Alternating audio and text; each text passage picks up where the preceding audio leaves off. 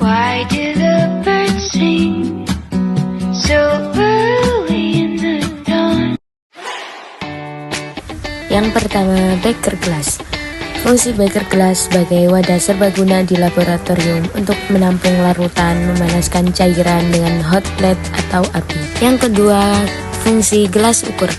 Gelas ukur sebagai alat untuk mengukur volume cairan secara kuantitatif dengan tingkat ketelitian yang cukup tinggi, tetapi tidak setinggi alat volumetrik seperti pipet atau labu ukur. Yang ketiga, labu ukur. Fungsi labu ukur yaitu membuat larutan dengan volume tertentu dan akurasi tinggi serta mengencerkan larutan hingga volume yang tepat. Yang keempat, corong pisah. Corong pisah berfungsi untuk memisahkan dua cairan yang tidak bercampur dalam suatu campuran. Yang kelima, bal pipet. Bal pipet berfungsi untuk menghisap dan memindahkan larutan kimia dengan aman ke dalam pipet ukur atau pipet volumetrik. Yang keenam, statif dan klem.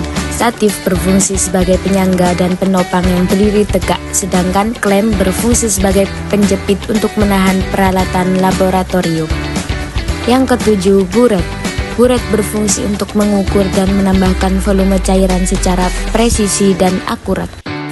Yang kedelapan, kertas label. Kertas label berfungsi untuk identifikasi yang jelas terhadap bahan kimia dan sampel biologis, keselamatan dengan memberikan informasi bahaya. Dan selanjutnya adalah bahan-bahan yang digunakan untuk ekstraksi cair-cair. Yang pertama ada natrium tiosulfat, yang kedua kloroform, yang ketiga larutan iod, yang keempat aqueous, yang kelima indikator amilum. Dan ini cara praktikumnya. Yang pertama, ambillah 10 ml larutan iod dan masukkan ke dalam beker gelas. Yang kedua, tambahkan 10 ml CCl4 di lemari asam dengan menggunakan corong pisah. Lihat hingga setara dengan mata 10 ml, dan kalau belum setara, ambil menggunakan pipet tetes hingga setara.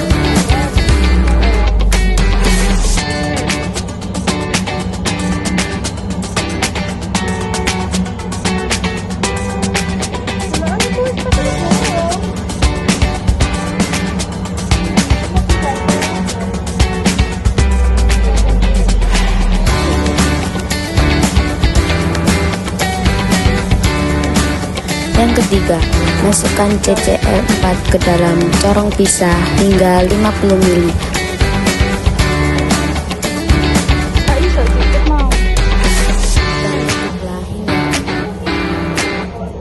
Yang keempat, tuangkan iod ke dalam corong pisah yang sudah berisi CCl4 dan tutuplah corong hingga rapat.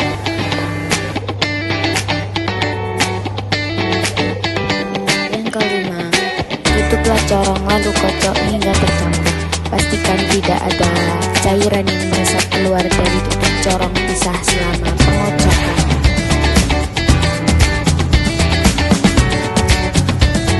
Yang keenam, tunggulah sampai terlihat ada 2 lapisan dan amati perubahannya. Yang ketujuh, keluarkan larutan dalam corong dengan cara membuka tutup corong dan membuka kerannya. Pisahkan antara lapisan atas dan lapisan bawah.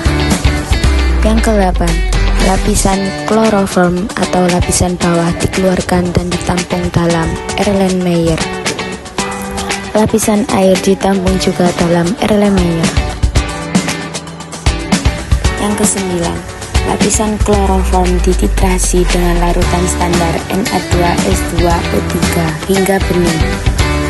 Yang ke-10, lapisan air dititrasi dengan larutan standar Na2S2O3 dengan indikator amilum.